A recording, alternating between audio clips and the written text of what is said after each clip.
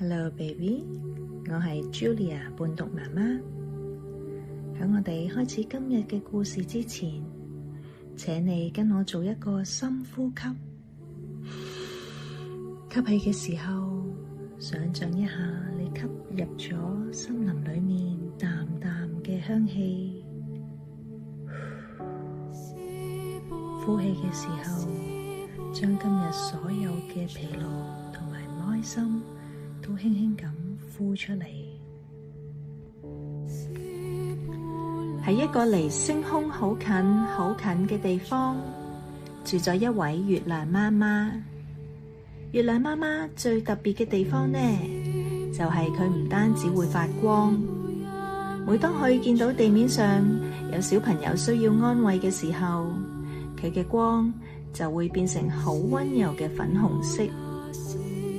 今晚月亮媽媽見到你啦，佢輕輕咁伸開雙手，喺天上面灑咗一層薄薄軟綿綿嘅粉紅色光。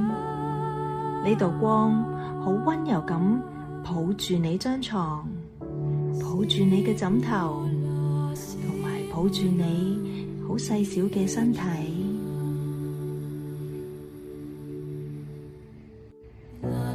月亮媽媽想同你講，無論你今日喺學校有冇攞到貼紙，無論你有冇食晒啲飯，我都會俾一個好大好大嘅粉紅色擁抱你。呢份愛就好似我依家陪喺你身邊一樣，冇需要任何嘅理由，你只需要做返你自己，就已經係世界上最珍貴最好嘅禮物。